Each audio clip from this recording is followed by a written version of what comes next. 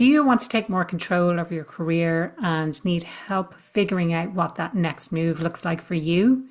My guest today on the Happier at Work podcast is Rumana Shaikh.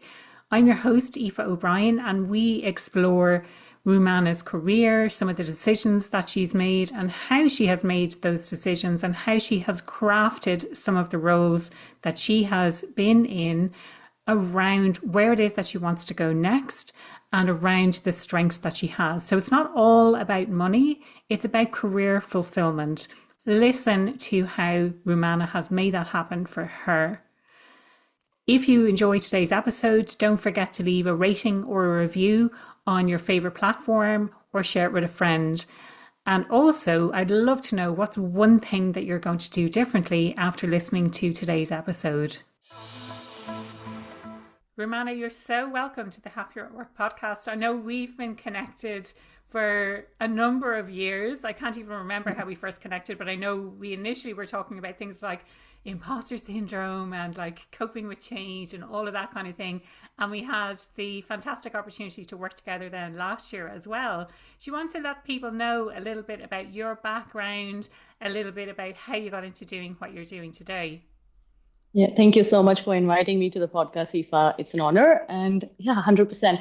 So I am currently a senior customer success manager at HubSpot, but it has been a long journey arriving there. I did statistics in my undergraduation. I have worked in marketing analytics. I've worked in customer services. I have even had my own, entrepreneurial project at one stage in my life. Like I was a proprietor. And I moved to Ireland for my master's. So I did a master's in strategic management, and something like, the mix of combination of all the experiences led me to the decision to pursue my master's to study strategy. And then in Ireland, now I have been for 6 years, and I worked for a Microsoft Dynamics implementation project, and that led me to HubSpot. So it's been a long journey. Yeah. And I'm happy that I'm in HubSpot at the moment. Brilliant. And I suppose, like, I'm really curious because it seems, in some ways, it's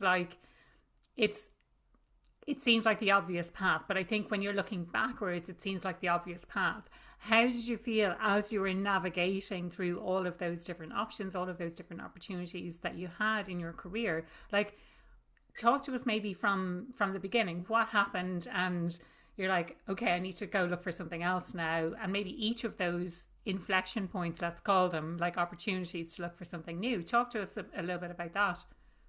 Yeah. So, my life, like my career journey and my life kind of always has coincided, and it has been partly luck and partly intuition. I studied statistics because someone told me mathematics is very difficult. Like, you will not clear it. So just go for statistics. It's a better one. I went for it and I did brilliantly. Yeah. I started my first job with Vodafone in customer services because someone was like, oh, it's so close to your home and it's like, a good company to start with. So I just started.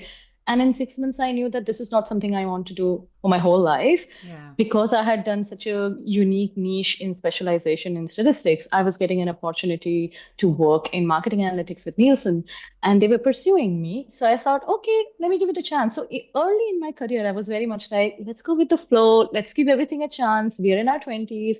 My 20s are just for exploration. I'll know what I want to do in my 30s. So I kind of like jumped into marketing analytics. And I loved it, every bit of it. I was learning from my very first project every single day, every single project. Like I was working on like Fortune 500 companies data of past 2, 3 years. And it's like a gold mine. You're like, oh, this is what they do. Oh, this is the budget they spend.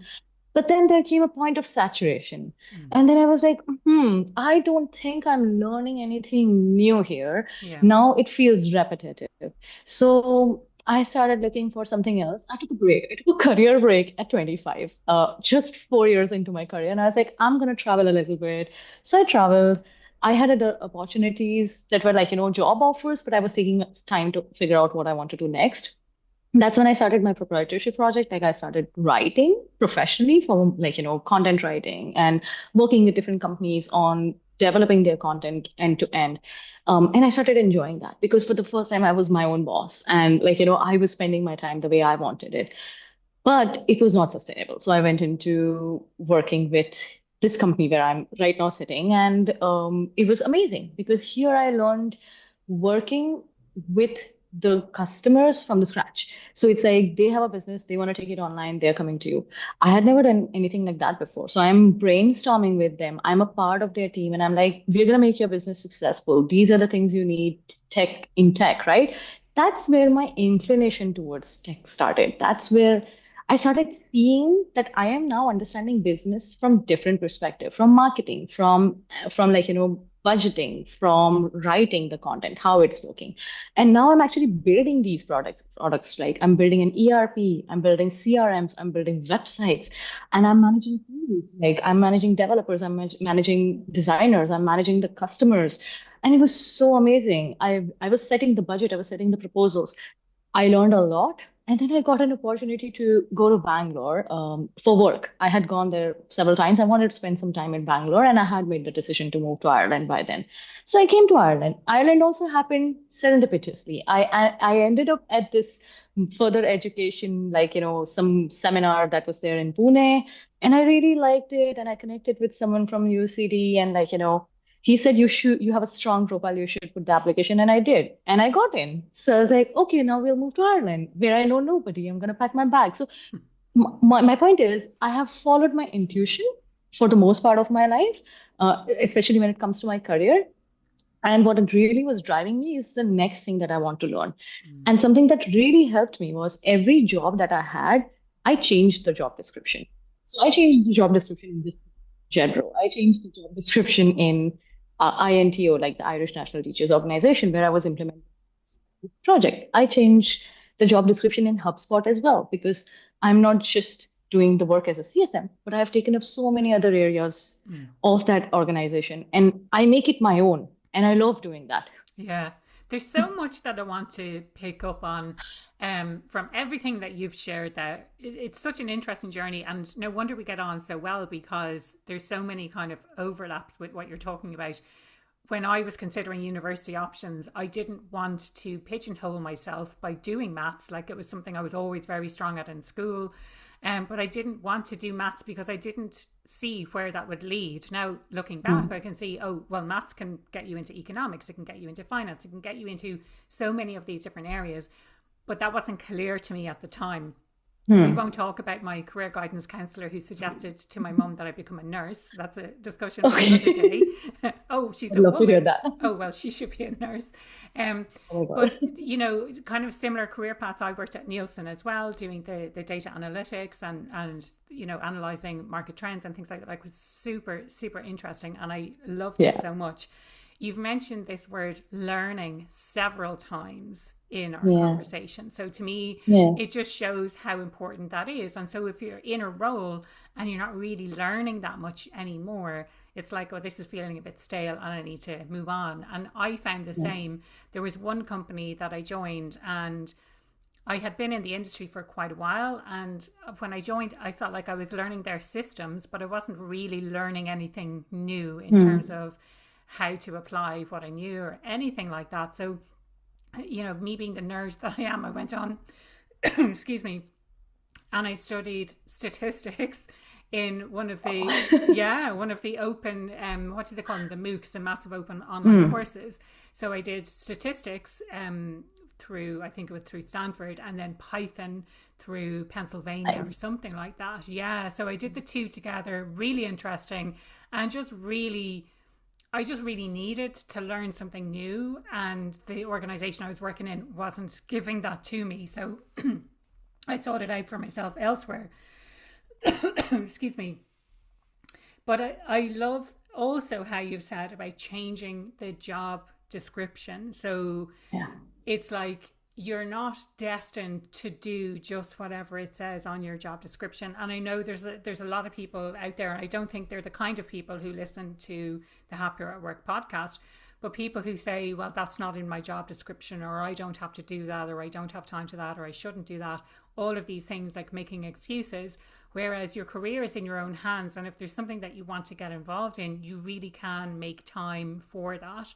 And, this whole idea of time, I think, is maybe for a different a different conversation. We're not going to get into the whole productivity thing here and how to manage your time more effectively and how to make those different decisions, and also the reality that in some cases teams are understaffed, and the reality is Hmm. they don't actually have that time, whether that's a Hmm. deliberate decision by the business or they just can't fill a role. Like, that's obviously a reality as well.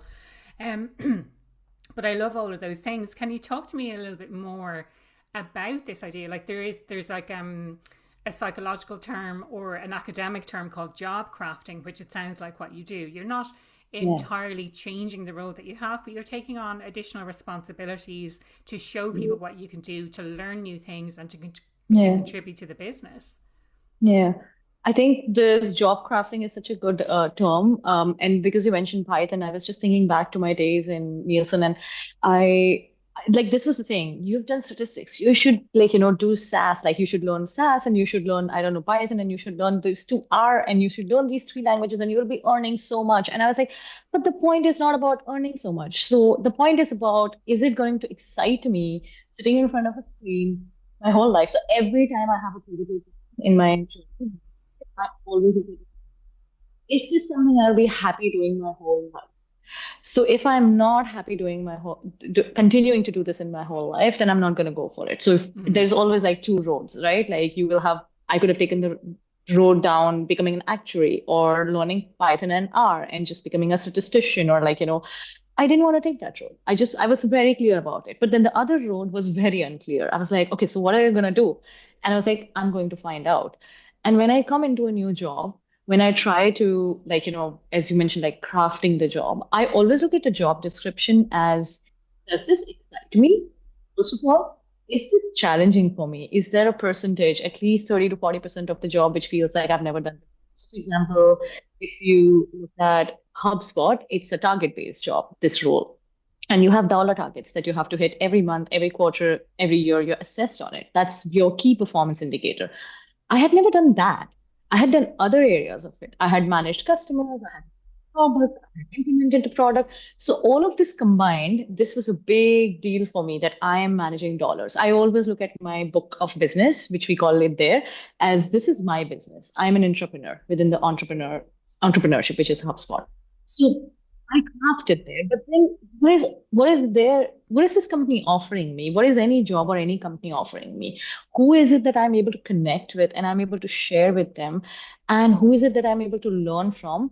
And what is it that I'm also able to share as knowledge? So, which areas can I bring my knowledge and share with people? So, all of this combined kind of crafts the job for me. So, I will never ever look at a job as a job. mm, And hence, I never look at an organization as, in a way, like I respect them, I value them, but I don't look at them as the boss of me. If yeah. that's if that's the kind of bottom line of it, that I don't look at anybody or anything as the boss of me, because I don't look at myself as someone who has to serve them. I look at it's an amalgamation. It's like a project. We are coming together and we are raising each other up. I'm raising HubSpot. HubSpot is raising me. I have been raising anybody I meet.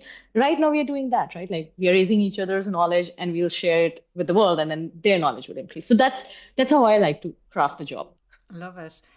You brought up this term challenging, and I particularly like that because it does form part of the drivers or the need satisfaction part of the Happier at Work framework. And this idea that sometimes we find a role too easy. And I think, sharing that example earlier, where it's like, I don't feel like I'm learning anything, it's not challenging, I'm just learning new systems to apply all of the knowledge that I already have. This is not Yeah. that challenging for me, versus being overly challenged and feeling a little bit out of your depth and like an imposter. So it's about finding that right balance, I think.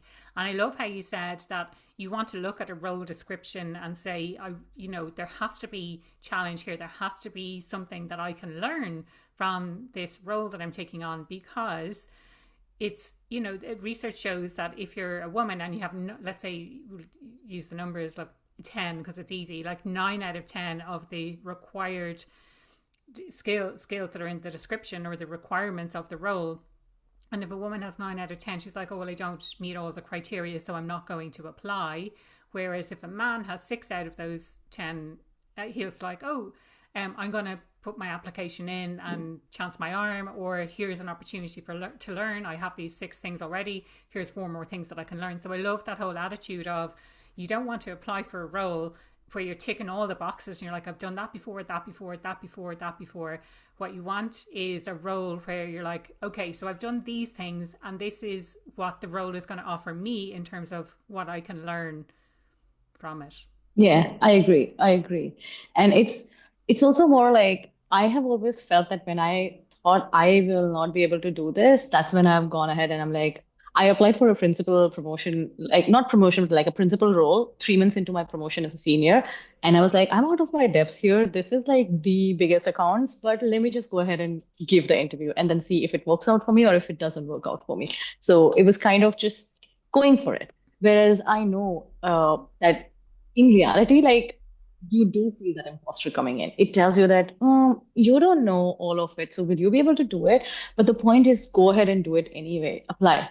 And I got amazing feedback. I didn't get the role, but I got amazing feedback. And I already got feedback that they already see me working in their team. It's just about time. It's just about building up a little bit more experience. That's validation that you need. And I agree with women, it does happen that we do have a bit more hesitation compared to I've always this is like there's something called disc profile. I don't know if everybody knows this, but like Mm. We've I talked am a about this D. actually on the podcast in the Yeah. past, so I'll put a link to the in the show notes of Yeah. the previous episode where we talk specifically about disc profiling. Yeah. Yeah. So I'm a D on the disc profile, and I have always been operating from that space where I will Mm. take command. I will like I will own the project. I'll drive the project. I will always be at the forefront. And as a woman, it's a little intimidating for people that and I felt that I am somebody who's pushing people, who's bossy. And I saw my disc profile and I was like, no, these are my strengths. I'm gonna Yeah. play to it. Yeah. But you have to know your strengths to play to them. Yeah, I love that. I'm actually an S on the disc profile. Yeah, probably followed by an I or a C. D is probably one of my lowest. I can be not very Mm. direct at times at all. So yeah, Yeah, I'm mostly very D. S, Yeah. very steady, keeping the peace, likes the harmony, not too much detail, but enough detail so that I know what's going on. Um, Coming back to this idea of, yeah, just going for it, even if you feel that sense of imposter syndrome. Before you even said feedback, I was going to say, you said you got really positive feedback even though you didn't get the role. That's fine, but I think even just feedback on how you can improve. So if you go for something and it doesn't work out, even for someone to provide feedback to you to say, and here's the areas where you need to, like, it gives you an indication of where, I was going to say where you're falling down. That's not quite what I want to say, but it's more like Yeah. where you need to improve, or not even where you need to improve, but where you need to show people what you can do, what you're capable of. If you don't have the opportunity to do it in your current role, how do you take on a project that shows people that this you're meeting this particular skill? Or even how do you highlight to your boss, this is what I have achieved? Because I think, you know, our leaders are so busy these days that Yeah. they don't have time to know the ins and outs of everything. So if you make your boss's job a lot easier by saying, here's what I achieved, here's what I'm good at, here's what I'm working on now, here's the strengths that I've been able to use. And you brought up that idea of strengths. Again, that's one of the key pillars of the Happier at Work framework. And as we're at the time of this recording, I'm looking into creating, it's not even a framework, it's more of a template and an AI supported career companion to be able to help people to navigate these kinds of things. That's amazing. That's very exciting. I would love to talk more about it after the show for sure. But yeah, I would say that it's very important to highlight yourself, not just your achievement, right? So highlight who you are and what your strengths Mm, are, maybe your weaknesses as well. Bring your authentic self. I find LinkedIn is a great platform because it's very unbiased. You're putting there is your space that you're putting it out. If someone wants to read it, they will read it. If they don't, they will not. At work, it's also important to have conversations which are just beyond the projects or the targets or like what really excites you? What is it that you would like to work on? What is it that really challenges you? And where can you collaborate? Collaboration is so important yeah. because once you start collaborating, identifying even more ideas and solutions to things that might just be thoughts in your head. So you're able to actually build something from it. You might have a thought that I want to help people in their career, but then you're able to collaborate and build something from it. I Yeah. find that, so I didn't mention at the beginning, but I am becoming a internationally certified coach at the moment, right? I'm doing my certified professional coach training with IPEC, and this has been a great community that has opened up for me. So this is completely different. Like I'm here in tech, managing dollars and like business and books, and then at the same time I have a parallel thing going on, which is like coaching, and I'm like the niche that I'm taking is leadership and potential. So I will be working with people who want to be coached on their leadership potential and how to basically build their leadership profile. And a part of it that I've learned through this community is that the only way the only way to really navigate through life is to bring your authentic self, and the only way to show your leadership skills is to first know that there is a leader in you, which does not need a designation, which does not need a promotion, but it wants to do more. I have this drive intrinsically that I want to do more, and a lot of people shy away from showing that. Like they have amazing results. They would have done like, they would have performed brilliantly over the whole year. And yet you would go to that LinkedIn and maybe you wouldn't see a single post about it. Or like, you wouldn't.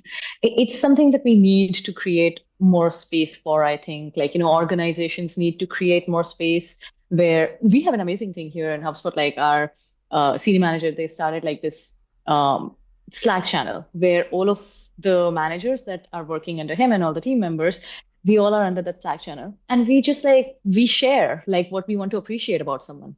If I really want to appreciate somebody, I'm going to share this. If they have achieved something, the manager will share. Like, it's such a beautiful place. Just come and share and celebrate others' achievements. So if they can't speak up about their achievement, they are still finding a place to be recognized. Yeah, love it.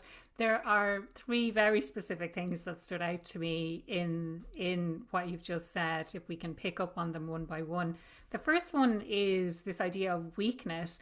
Like, and I'm wondering, are people still talking about weakness? Do they call them development areas? Like, if you're open to sharing, what are your weaknesses and maybe how you've combated them? My own Yeah. personal opinion is it's really important to know what you're not that good at, Hmm. to focus much more on your strengths than on your development areas slash weaknesses, but also to collaborate with people who are different from you and who have different strengths and maybe who have strengths that would compensate for your weaknesses. So the example I always use is someone who's quite a big picture thinker versus someone who's very detail oriented. And again, we've spoken about strengths at great length on the podcast, so I'll put some episode links in the show notes as well for anyone who wants to go back and listen. There's one episode in particular where we talk about, you're leveraging your strengths at work, understanding them, and collaborating with people who have different strengths to you, which can sometimes cause a little bit of conflict or friction, which is the new word that we're using instead of conflict. So might cause friction with some people. So if someone is a big picture thinker and other person is more step-by-step detail person, there may be a bit of friction between those two because they can't necessarily see each other's point of view, but they're really great to collaborate together so that they can build something that's visionary, but also that we know the steps how to get there. So any thoughts on kind of weaknesses or development areas? Yeah, I really like that point. So again, as I said, like a part of coaching, I was introduced to coaching with actually becoming a client for a coach who was going through a coach training. And I learned about something called saboteurs. There is a positive intelligence by Shirzad, and like we did a test, and I can send you the link if you wanted to put it as part of the resources. So Yeah, I'll have basically, that in the show notes as well. yeah. So it helps us identify, like, there are basically 10 saboteurs, and it helps you identify which one is highly active. So for me, hyperachiever at that stage in my life was Yeah, highly active. yeah, And it is shown in my results that were like hyperachiever, superachiever in a year, which is like really economically, globally a year where it would have been okay if you didn't hit your targets. But not only did I hit targets, I overdid it. Like, mm, so it shows me there, but also it helps me understand that I am coming from this space. I am somebody who hyperachieves. So who is somebody in my team who will balance my hyperachiever self, who can get overwhelmed or stressed out or burnt out even? And who is it that I can work with on a project where we are not trying to achieve something? You know Mm. what I mean? Like not trying to achieve a target. It's not target driven. It's actually knowledge sharing driven. So I have a person on our team, Mauricio, that I really love working with, and he and I do product knowledge sessions. So he is an expert in product. I am an expert in finding gaps. We both come together. He wants to share everything that's new in the product and how it can work for our customers.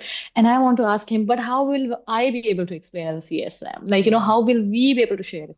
So we balance each other out. But if I had to give the product knowledge that he's giving, I don't have it.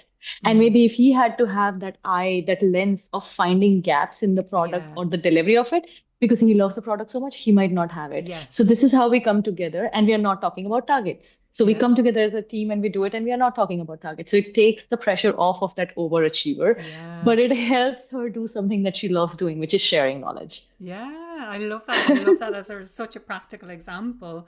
And the second area that I wanted to pick up on was this idea of leadership. And as you very rightly said, leadership doesn't necessarily have to be something that comes with a title. So I suppose there's two different avenues that I'd love to explore with this. The first one is the leadership that does have the title, and then the other one is about leading ourselves. And I suppose I'm going back to the first point, given that like people, let's not assume that everyone wants to be a leader, but like a lot of people, their career aspiration is to progressively move through the ranks, and oftentimes that requires a leadership role, and you need Yeah, to be able to manage people, and then you need to be able to manage managers, and etc etc. So that's oftentimes how it is. And I suppose my whole philosophy around that is that shouldn't be a dichotomy. Like that should be an option where you can yeah, progress in whatever it is you're doing, stay as an individual contributor but still be quite senior in an organization. And also that if someone is a manager, why is that not a full-time role? Like your role is to develop people, you shouldn't have to have all of these projects as well at the same time. And I get that yeah, organizations don't see that necessarily as an investment, and they need for the managers not just to be developing people, but they need to have them working on projects and delivering to the business as well. Not that developing people is not delivering to the business. So there's that aspect, and then the other aspect yeah, is, as an individual, how do I take responsibility? And I loved you had a description of like, I want to be a person who wants to do more, or like a leader is someone who wants to do more. And I yeah, hadn't really thought of it like that. And again, I think that there are some people who, for them, it's okay. Like, I don't feel the need to improve or the drive to improve. I assumed that as humans, we all had this inner drive to want to always do better, to be in mm, service to others, to leave an impact, like all of these things that are really important to me, but they're not necessarily important to other people. So, any yeah. thoughts to unpick from, one or both of those types of Yeah. leadership? Yeah, so I've been an IC my whole life. Like I'm an individual contributor my whole life. Even when I was managing like really big projects and I was managing people who were working on those projects, I have always tried to avoid being the person who is you know a, who they are directly reporting to. So I am a manager of a team and they're directly reporting to me and I'm responsible for their delivery. I'm responsible. That's something I've always tried to avoid in my life. And I've been like pretty clear about it, but it's shifting. So your question is very good in that sense that when I have always wanted to be an IC, I always looked at my work as how do I deliver it best? How do I do more in it? And how do I share what I'm learning? As I am now moving towards the main reason for actually starting the coaching program for like getting enrolled in it was to learn these inhibitions I had around actually becoming a manager or a senior manager or a director at some stage, or basically taking responsibility of people's delivery and their growth likewise. So I feel if you get energy from being a manager, if you get an energy from like helping people become the best in their career the way they want to mold their career, if you get energy from delivering those business results to like to the business, to the overall business, And if you feel you're going to learn and chisel and like move through some skills that you've not explored before, you should go for it. And I know people who are in sales, who are in customer success, who have remained ICs and they've grown and like their designations might change, but they might like, they might be an associate director. So basically they are managing a really large book, but they are actually not managing a team. So they might have that designation, but what they're essentially doing is they're managing their own business and they're growing it and growing it and growing it. They're taking the larger share of the pie of that whole business, right? And that's okay as well, because then you are contributing in a different way. You're Mm. contributing in growing the business dollars. You're contributing in like, really inspiring other people in sales or customer success to want to reach there. And projects, I think projects are a big part of professional world today. I feel like, in especially in tech. But I think projects also should be something that gives you energy. So if I'm put on a project that does not give me energy, then it's going to become a chore. So I want to be more conscious of what project I'm taking on and collaborate.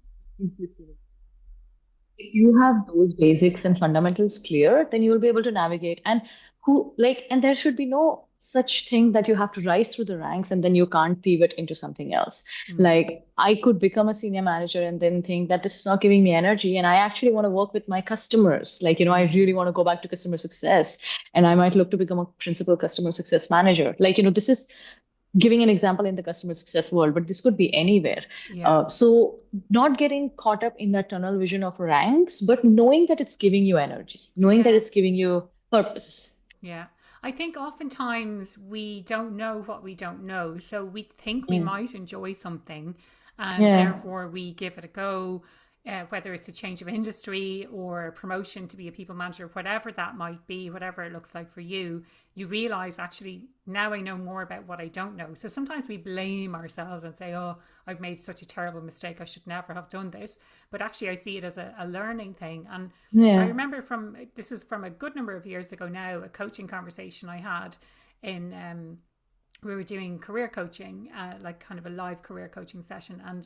And this person said to me, I'm thinking about doing this, but if I do this, Mm. then I'm going to have to spend 4 years studying.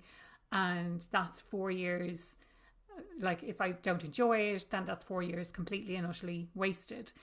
And I was Mm. like, but that's like in 4 years' time, the 4 years is going Yeah, to pass anyway. And in four yeah, years' time, if you don't do it, you'll still be wondering whether or not I'm yeah, going to do it. And suddenly that 4 years has turned into 8 years because you decide in 4 years' time, I want to study that.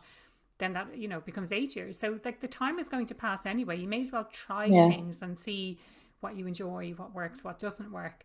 Um, the third aspect of what we talked about earlier is this idea of appreciation. I absolutely love that.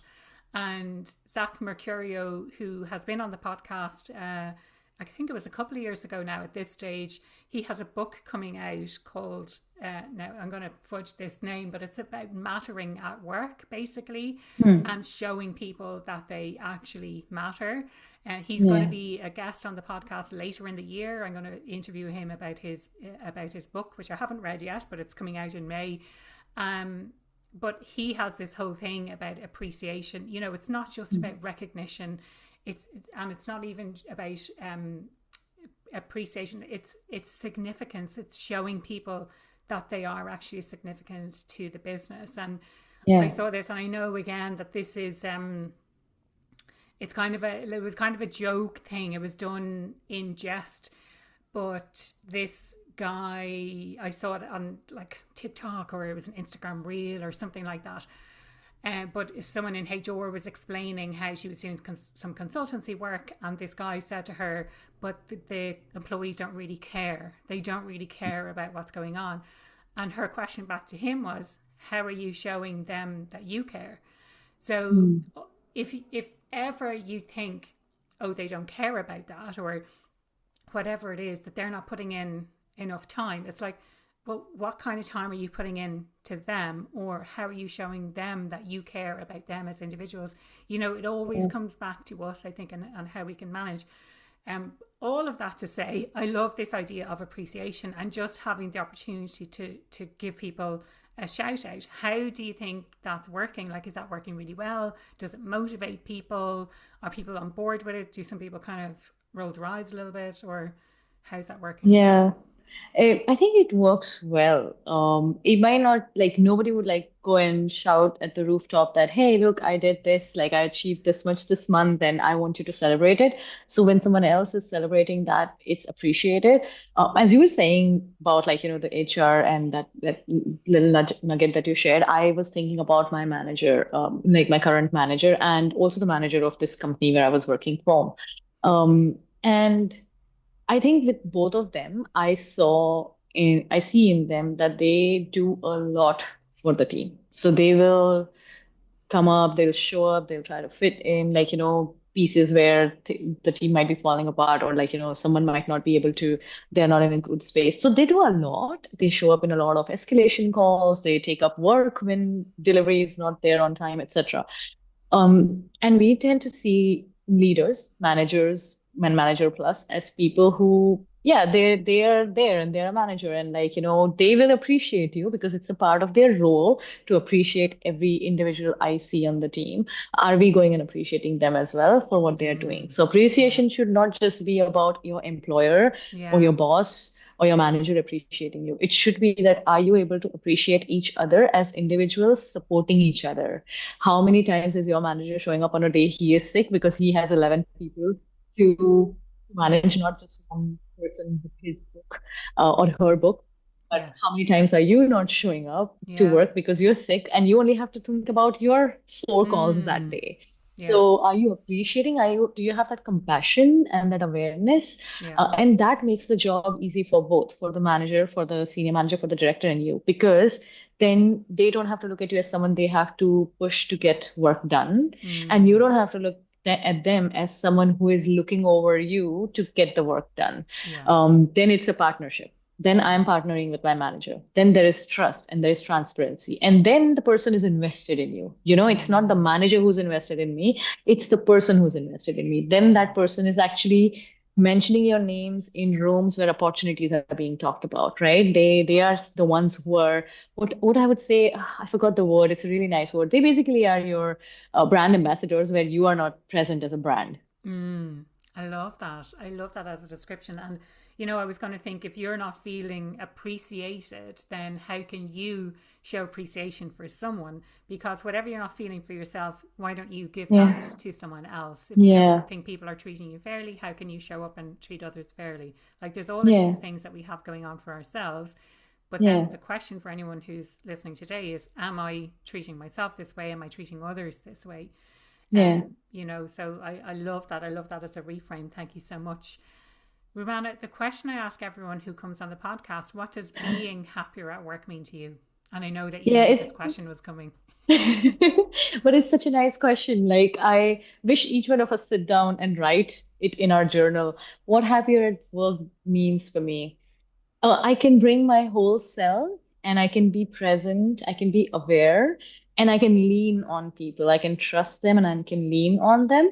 I think that makes me happy, and definitely a place which has the appetite for my appetite for challenge and growth. So a place which will love that I want to learn something new or challenge or go through a changes, and they're not scared of me going through changes. They are actually sitting there and excited to see how I'm changing. I think that's happier at work for me. I'm happy if I'm there, my whole self, and I have a good community to rely on. And yeah, that's happier Love at work that. for me. Love. And if people want to connect with you, if they want to find out more about what you do, what's the best way they can do that? 100% they can connect with me on LinkedIn. So I do post very regularly on LinkedIn my thoughts and what's like, what I'm working on. I do also write on Medium. I've started writing a lot more this year. So I would love if you wanted to go and read some of my thoughts there in on Medium. I do have my email address there on LinkedIn as well. So you can always reach out to me. And as I said, I am a practicing coach at the moment in training. So if anybody was looking for life and transition, leadership and potential coaching, I can be reached out to on LinkedIn or on my page. I have a Let's Talk link there on LinkedIn where you can come and book time with me. Brilliant. And we put a link to your Medium and to your LinkedIn below in the show notes as well for anyone who wants Yeah, to reach out. Thank perfect. you so much. I've so enjoyed this conversation, and Thank you, it's just Isa. incredible the parallels that we've had as well.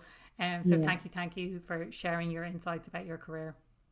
Thank you so much for this opportunity. I really love the conversation. Lots shared in a really short time.